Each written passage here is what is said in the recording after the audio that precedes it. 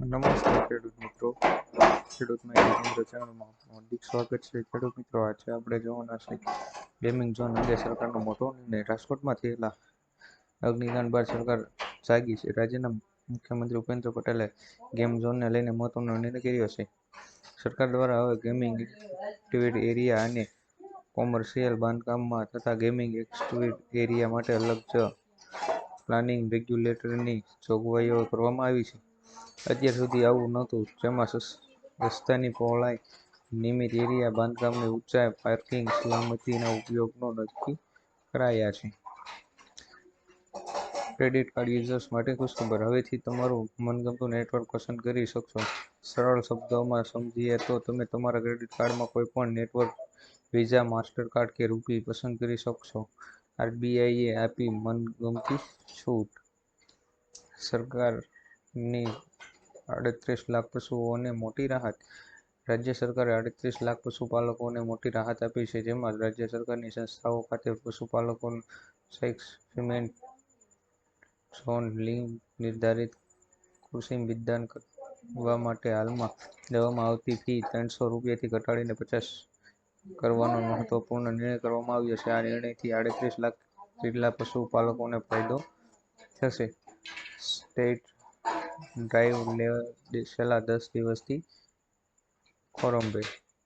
એક બાજુ સરકાર ટ્રાફિકના નિયમો પાળવા માટે કડક વલણ અપનાવી રહી છે, ત્યારે નવા લાયસન્સ માટે ટેસ્ટ ડ્રાઇવિંગ ફરજિયાત છે. લોકો નવી ડ્રાઇવિંગ લાયસન્સ માટે ગાંધીનગર આરટીઓમાં પહોંચે તો કામગીરી જ અટકી પડી છે.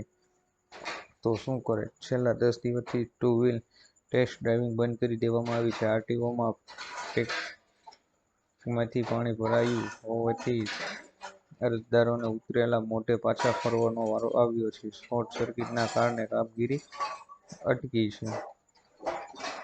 રજૂઆત કરવા આવેલા સફાઈ કામદારોને મુકેશ દોશીએ ખખડાવ્યા. સપ્ટેમ્બરે ગુજરાત ભાજપના પ્રદેશ પ્રમુખ સી.આર. પાટીલના લોકસભાની ચૂંટણીના પરિણામ બાદ પહેલીવાર રાજકોટના ભાજપના કાર્યાલયના કાર્યક્રમમાં આવ્યા હતા. આ સમયે ભાજપ પક્ષ જ દલિત સમાજના યુવા અગ્રણી અને સફાઈ કામદાર યુનિયનના પ્રમુખ કાર્યકરો અને લોકો પોતાની માંગણીઓને લઈ રજૂઆત કરવા પહોંચ્યા હતા. રાજકોટમાં શહેર પ્રમુખે ભાજપના દલિતના યુવા અગ્રણીને પાટીલને રજૂઆત કરવા જવા રોક્યા. ખખડવાતા કહ્યું, સહેજ પણ અવાજ થયો તો મજા નહીં આવે અને રજૂઆત તો આજે નહીં જ, જેને લઈ લોકોમાં ઉગ્ર રોષ જોવા મળ્યો હતો. અંબાલાલ પટેલની ભારે વરસાદની આગાહી.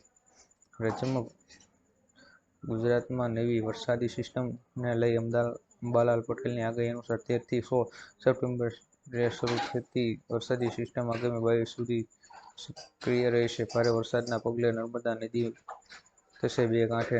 દિવાળી સુધી વરસાદ વાદળછાયું વાતાવરણ સાથે પડી શકે છે વરસાદ. સપ્ટેમ્બરમાં ધુરંધર બેટિંગ માટે તૈયાર રહેજો. જૂના શિક્ષકોની ભરતી માટેની તારીખ જાહેર.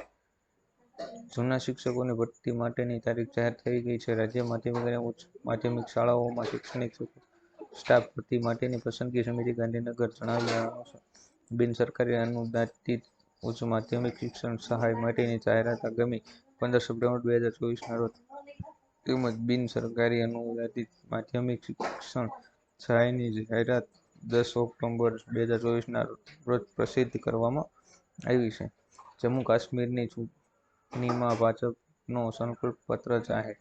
ગૃહમંત્રી અમિત શાહ જ્યારે ભાજપનો સંકલ્પપત્ર જમ્મુ કાશ્મીરને પૂર્ણ રાજ્યના દરજ્જાનો વાયદો કર્યો. મા સન્માન યોજનામાં વાર્ષિક 18,000 સહાયનો વાયદો. ઉજ્જવલા લાભાર્થીઓને 2 વર્ષમાં 2 LPG સિલિન્ડર મફત. કાશ્મીરમાં 5 લાખ રોજગાર આપવાનો ભાજપનો વાયદો. પ્રતિ શિક્ષા અભિયાનમાં વિદ્યાર્થીઓને 3,000 ભાડું મળે.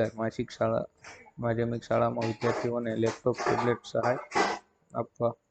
સ્થાનિક સ્વરાજ્ય ચૂંટણીઓને લઈ મહત્વના સમાચાર. નગરપાલિકાઓમાં અને જિલ્લા પંચાયતોમાં 27% ઓબીસી અનામત પ્રમાણે બેઠકો નિશ્ચિત. રાજ્યની નગરપાલિકાઓ અને જિલ્લા પંચાયતોમાં બેઠકોની વહેંચણી. 75 નગરપાલિકાઓ તથા 2 જિલ્લા પંચાયતનો બેઠકોની વહેંચણીને લઈ નોટિફિકેશન જાહેર કરો. આગામી સ્થાનિક સ્વરાજની ચૂંટણીને લઈ જાહેર થઈ શકે છે નોટિફિકેશન. આગામી નવેમ્બર-ડિસેમ્બરમાં યોજાઈ શકે છે સ્થાનિક સ્વરાજની ચૂંટણી. આધાર ફ્રી અપડેટ કરવા હવે થોડો દિવસ બાકી.